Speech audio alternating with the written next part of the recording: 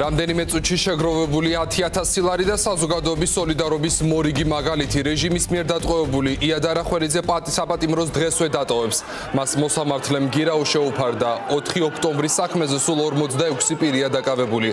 აქედან 7 დღეს წინასწარ პატიმრობაში გაუშვეს.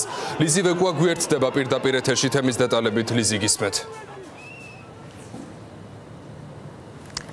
გიორგი, დღეს თბილისის საქალაქო სასამართლოში დასრულდა 4 ოქტომბრის აქციასთან დაკავშირებით დაკავებული 46 პირის აღკვეთ ღონისძიებაზე მსჯელობა. ბოლოს ხდომა რამდენიმე საათის წინ დასრულდა, სადაც მოსამართლემ ზია გარშაულიშვილმა იმსჯელა 4 პირის აღკვეთ ღონისძიებასთან დაკავშირებით და მათგან 3-ს ხვიჩა გოგოხიას, ავთანდილ სურმაინძესა და რამაზ მამულაძეს აღკვეთი ღონისძიების სახით უმკაცრესი ფორმა პატიმრობა მიუსაჯა, შეუფარდა, ხოლო ერთ-ერთ მათგანს იად არახველიძეს, რომელსაც აღენიშნება მძიმე ჯანმრთელობის მდგომარეობა, საპატიმრო გირაო 10,000 ლარის ოდენობით. ეს გირაო უკვე აგროვებულია, დაახლოებით 10 წუთში აგროვეს მოქალაქეებმა სოციალურ ქსელში პოსტის გავრცელების შემდეგ იად არახველიძისთვის საპატიმრო გირაოს თანხა და ის რამდენიმე საათში დატოვებს რუსთავის მეხუთე დაწესებულებას.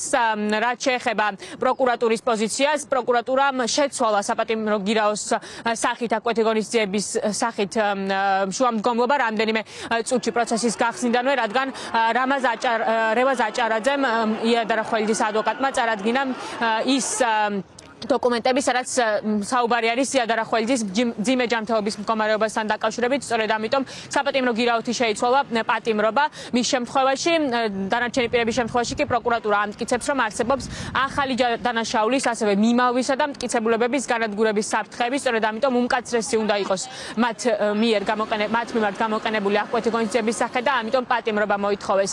მათ ადვოკატები კი ამტკიცებენ, რომ მათი დაცვის ქვეშ მყოფებსაც აღენიშნებათ მძიმე ჯანმრთელობის მდგომარეობის პრობლემები, ამ ყველაფერთან დაკავშირებით წარადგენენ აუცილებლად დოკუმენტებს სასამართლოს წინაშე, ხოლო რაც შეეხება შინაგან საქმეთა სამინისტროს მიერ გავრცელებულ კადრებს, ამ კადრებში არ ჩანს ის, რომ რომელიმე მათი დაცვის ქვეშ მყოფი ანხორციელებს ძალადობრივ ქმედებას, თუმცა ამ ყველაფრით და ამ ვიდეო კადრებით მხოლოდ ის დასტურდება, რომ ეს ადამიანები ნამდვილად იმყოფებოდნენ ათონელის რეზიდენციასთან.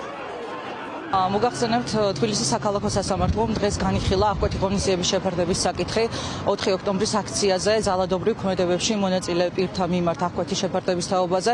პროკურატურა 4-ის მიმართ ითხოვდა აღკვეთი ღონისძიების პატიმრობის სახით გამოყენებას, თუმცა დღეს სასამართლოს ხდომაზე შეიცვალა ჩვენი მოთხოვნა ერთი კონკრეტული ბრალდებულის იად არახველიძის მიმართ და მოვითხოვეთ მის მიმართ გირაოს გამოყენება იმ გარემოებების გათვალისწინებით, რომ მას ჰქონდა ჯანმრთელობის განსაკუთრებული დაცვის ხარეს ჰქონდა ასევე წარდგენის შესაბამისი სამედიცინო დოკუმენტაცია, ვითხოვდითო გამოყენებული ყოფილიყო გირაო ან ნებისმიერი სხვა კიდე დამატებითი ღონისძიება, ასევე ჰქონდა კიდე შესაბამისი ჯანმრთელობის პრობლემები დროებით მოთავსების იზოლატორშიც, ჩემი დაცვის ქვეშ ხო საპატიმრო გირაოს ითხოვდა ბრალდების ხარე, ჩემთვის პირადად როგორც ადვოკატისთვის და ადამიანისთვის უნდა გაუგებარე რაღაც საჭირო იყო მოსამართლემ, რომ საპატიმრო გირაო გამოიყენა, როდესაც შეეძლო დარბაზიდანვე გაეთავისუფლებინა და მით უფრო არსებობს შესაბამისი საკონსტიტუციო სასამართლოს გადაწყვეტილებაც უბრალოდ სასამართლოს როგორც წესი არ უყვარს ხოლმე ადამიანს პირდაპირ დარბაზიდან გამოშვება. იქიდან გამომდინარე, რომ დროის სიმცირის გამო ვერ მოესწრო წარმოდგენილი დოკუმენტაციის თარგმანა, ბრალდების ხარემ განაცხადა, რომ მისთვის ამ ეტაპზე არ არის დადასტურებული წარმოდგენილი მტკიცებულებების მიხედვით,